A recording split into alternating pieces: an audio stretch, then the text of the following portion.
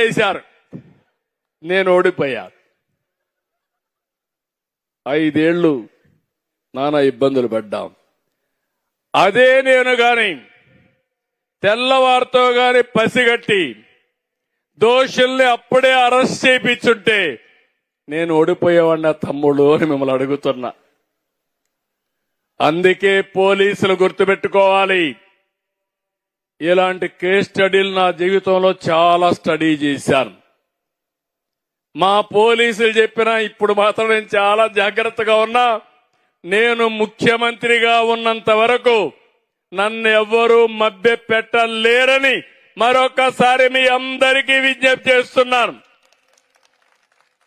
ఇక్కడుండే పోలీసులు కూడా మీరు అది గుర్తుపెట్టుకోవాలి. ఓసారి ఇవన్నీ కూడా గట్టిగా చెప్పే విషయాలు మీకు. నేను తిరుపతిలో వెంకటేశ్వర స్వామికి బట్టలు ఇచ్చే మునుపు సిమ్స్ హాస్పిటల్కి వెళ్ళాను. ఎన్టీ రామారావు గారు అన్నదానం 83లో ప్రవేశపెట్టాడు, అన్నప్రసాదం. అది ఇప్పుడు కూడా మీరు తిరుపతికి వెళ్తే, తిరుమలకి వెళ్తే అన్నప్రసాదం పెడతారు. ఇప్పుడు ఐఎమ్ వెరీ హ్యాపీ. కడపలో ఆడబిడ్డ నేను పెట్టిన అన్నా క్యాంటీన్లో భోంచేసి చదువుకునిందంటే ఆ పట్టుదల. అలాంటి అన్నా క్యాంటీన్లు కూడా మూసేశారు, అది వేరే విషయం. నేను ఆ రోజు ప్రాణదానం ప్రారంభించాను.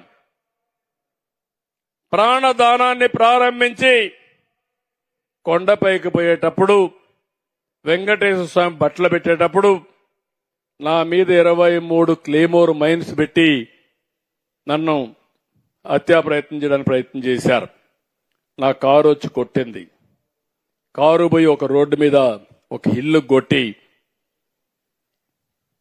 ఎట్లా బతికానో నాకే తెలియదు.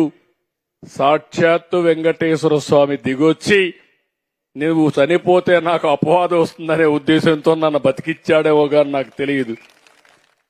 అదొక మిరాకల్. అయితే నేను అప్పుడు కూడా హాస్పిటల్కి వచ్చి తీసుకొచ్చారు, అన్కాన్షియస్ గా వచ్చా. తీసుకొస్తే ఎస్పీని ఒక పక్క చూసా, ఇంకొక పక్క కలెక్టర్ని చూసా. ఏం జరిగిందన్నాం. మీ మీద క్లేమోర్ మైన్స్ బ్లాస్ట్ చేశారు సార్ అన్నారు. ఎస్పీని చూసి నీకేం చెప్పాను అని అడిగా. కాసేపు ఆలోచించి తలకొంచున్నాడు. ఎవరైనా కానీ ఇలాంటి దుర్మార్గం చేస్తే నేను మీకు చెప్పింది, విఐపిని వేరే వాళ్ళు ప్రొటెక్ట్ చేస్తారు, చేసిన వాడిని పట్టుకునే బాధ్యత మీది. చుట్టుపక్కలంతా కూడా కార్డన్ చేసి ఎవడూ తప్పించుకోకుండా ప్రొటెక్షన్ ఇచ్చే బాధ్యత మీదని చెప్పా. ఆ మాట చెప్పినప్పుడు సార్ అంటే నువ్వు అవసరం లేదు, కలెక్టర్ ఉన్నాడు చూసుకుంటాడు, నువ్వు వెళ్ళమన్నా. అంటే నేను ప్రాణాపాయం వచ్చినా నా డ్యూటీని మరవలేదంటే అది నా పట్టుదలని మరొకసారి ఇక్కడే మీ అందరికీ విజ్ఞప్తి చేస్తున్నా. నేరాలు చేసేవాళ్లు మనకంటే తెలివైన వాళ్ళు కాదు.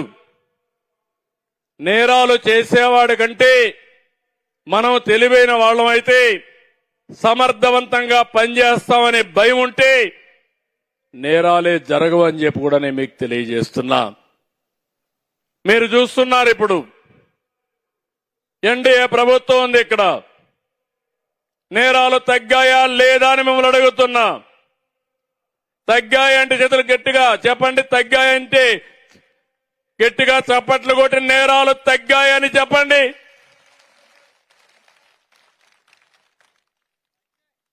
నేను ఒకే మాట చెప్పాను, ఎవడైనా సరే నా ఆడబిడ్డల జోలుకొస్తే అదే చివరి రోజు మీకని హెచ్చరించాను.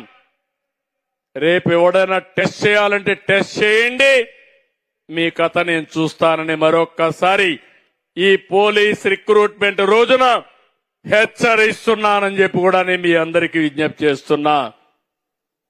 ఇంకో పక్క రాష్ట్రంలో గంజాయి బ్యాచ్ చెడ్డ పేరు తీసుకొచ్చారు. ఎక్కడికక్కడ మన పిల్లల భవిష్యత్తు ఆడుకున్నారు, చెడగొట్టారు. ఎన్నికల